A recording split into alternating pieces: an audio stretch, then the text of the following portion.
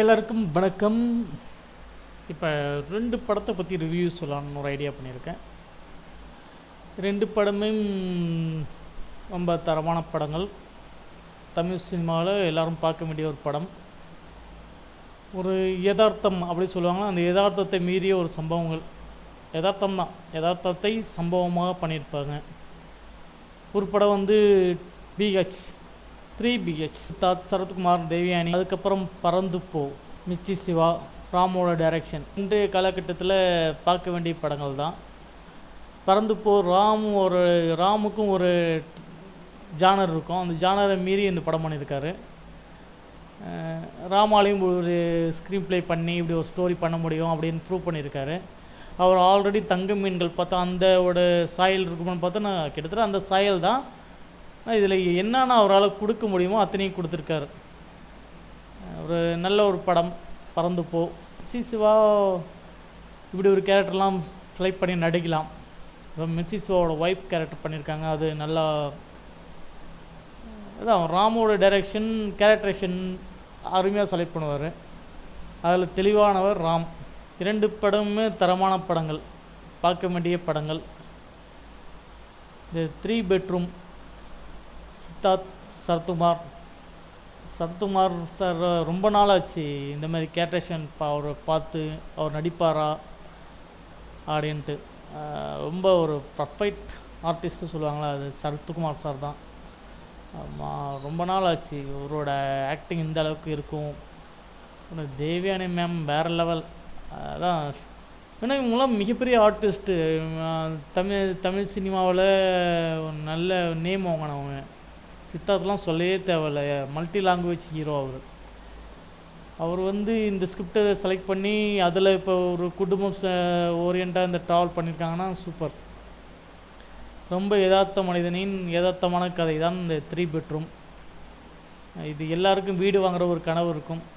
கனவு இல்லாத, வீடு வாங்கணும் கனவு இல்லாமல் யாருமே இருக்க மாட்டாங்க. அந்த கனவு உண்மையாச்சா இல்லையா, அதுக்கு இவ்வளோ பெரிய போராட்டமா அப்படின்னு ஒரு படம் ஒன்று இருக்குது. இதுக்கு மேலே ஒரு யதார்த்தமாக பண்ண முடியாது.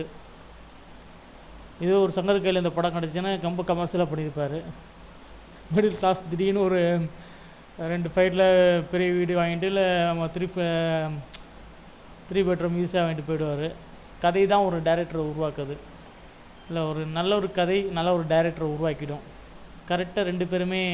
அது ராம் சொல்லவே வேணாம், சும்மாவே அவர் பண்ணுவார். இப்படி ஒரு ஸ்டோரி எடுத்து ரொம்ப பெரிய விஷயம். பாலா சார் கூட ஒரு ஆடியோ லான்ச்சில் ராமை பற்றி சொல்லியிருந்தார், இந்த படம் மிக பெருசாக ஜெயிக்கணும், உங்கள் காலில் வேணாம் விடுறேன் அப்படின்னாரு. ஒரு ரீசனபிள் இருக்குது. என்ன சாதாரண ஒரு பாலான்றது ஒரு சாதாரண மனிதன் கிடையாது. அவரோட ஸ்க்ரீன் ப்ளே, அவரோட கதைகள்லாம் வேறு மாரி இருக்கும். தமிழ் சினிமாவை இப்படியும் காட்டலாம் அப்படின்னு காட்டினவர். அதை தொடர்ந்து பயணம் செய்தவர் தான் ராமோட ஸ்க்ரீன் பிளேவும் பாலாவோட ஸ்க்ரீன் பிளேவும் பார்த்திங்கன்னா கிட்டத்தட்ட ஒரே மாற்றம், ஒரே மாதிரி தான் இருக்கும். ஆனால் ஜானர் வேறு. நல்ல ஒரு படத்தை எதுக்கு சும்மாவா பாலா சார் ராமை இப்படி புகழ்ந்து பேசுகிறாரு, இந்த சினிமாவெல்லாம் பாருங்கள் அப்படி சொல்கிறாருன்னா ரீசனபிள் இருக்குது. அந்த அளவுக்கு இந்த ஸ்டோரியும் இருக்குது. நல்ல ஒரு வெகு நாள் கழித்து நல்ல படம் பறந்து போ. பறந்து போய் பாருங்கள். மல்டி லாங்குவேஜ் ஹீரோன்னா நம்ம சித்தார்த் தான் ஒரு காலகட்டத்தில். இப்பயும் அப்படி தான் வருது. அவருக்கு மல்டி லாங்குவேஜ் ஹீரோவோட மல்டி டேலண்ட் ஹீரோ சித்தார்த். மிக பெருசாக அங்கீகரிக்கக்கூடிய ஒரு நடிகரில் சித்தார்த்தும் ஒருவர். நல்ல ஒரு multi talent of hero, multi talent of person Siddharth. ஒரு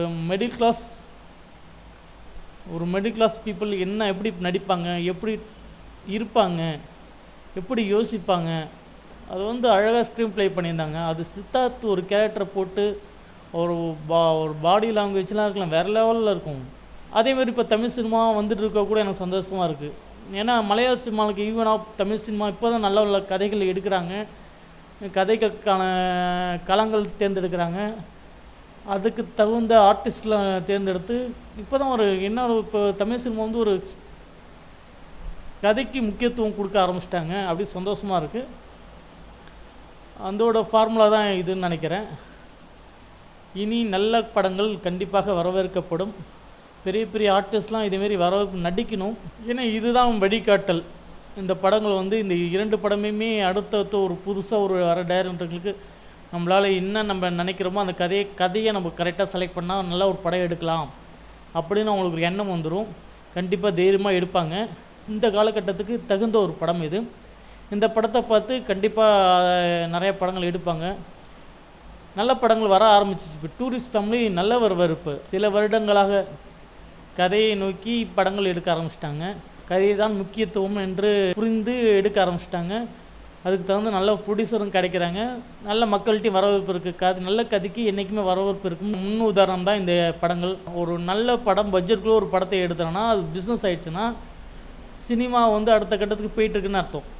இனி வரும் காலகட்டங்களில் தமிழ் சினிமா ஆரோக்கியமாக இருக்கும் என்று நம்பிக்கை இருக்கிறது. பார்க்கலாம்.